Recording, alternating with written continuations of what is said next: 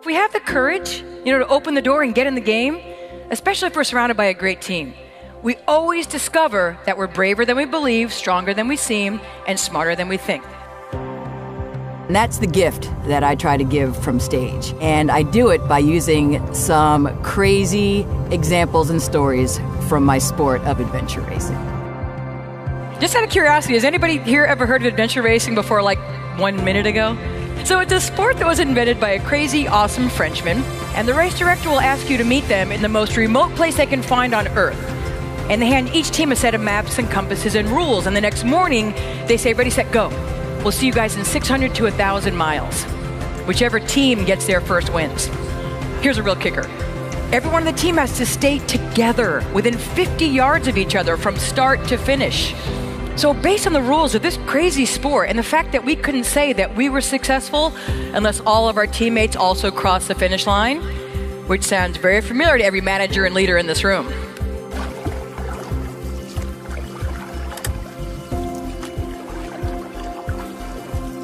Every successful business professional is in an adventure race every single day of your lives, and especially you guys, because you have a small team of men and women who are trying to make it through a seemingly endless series of checkpoints in pursuit of a nearly impossible goal, working against extreme time pressures and constantly changing conditions, and with the goal of doing it among the best of the best in the world.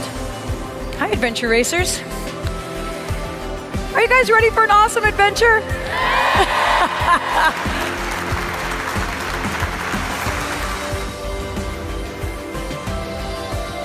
I'm honored to share with you guys what I've learned from some of the world's greatest extreme teammates about how we build and lead the kind of teams that succeed against the toughest of odds, year in and year out, no matter how difficult the challenge or how tough the climb.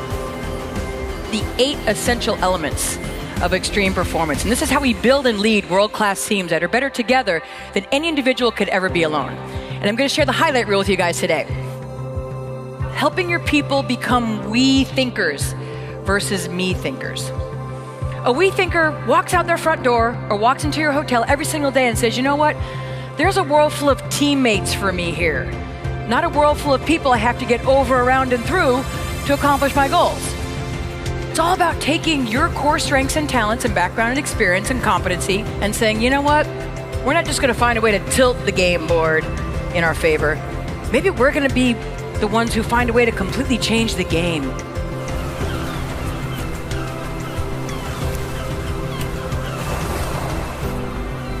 We never achieve our greatest height by stepping on somebody else's back.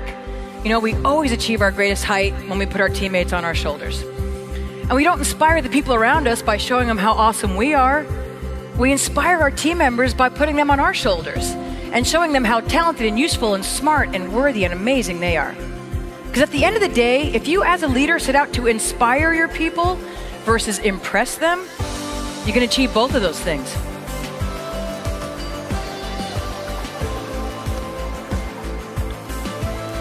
You never have a goal you can accomplish alone, do you? Absolutely not. And if you do, it's not big enough. What makes us valuable to our team members isn't even necessarily what we know. Very often it's based on what we're willing to learn along the way. And very often the rookie on the team can bring such an interesting and unique background and perspective, they can be the linchpin to your team's success. Let's always find a way to capitalize on each other's strengths and throw a tow line to a teammate when the going gets tough for them. Because when you work with me, grabbing a tow line is never seen as a weakness. It's understood that that's how we win. And if you want to go fast, you can go alone. If you want to go far, you gotta go. Yes! Great leaders also embrace their challenges and setbacks when they happen, because they happen to all of us. Now, I had a small medical setback about 8 years ago. I discovered I had end-stage osteoarthritis in both my hips.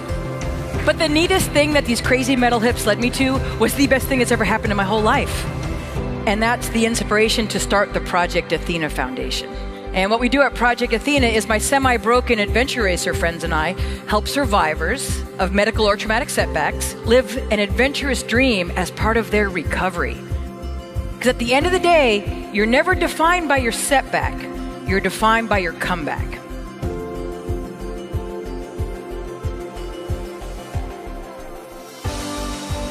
Pain is mandatory. Suffering is optional. You guys ready to race? You guys ready to bring it? All right, let's count from 5. 5, 4,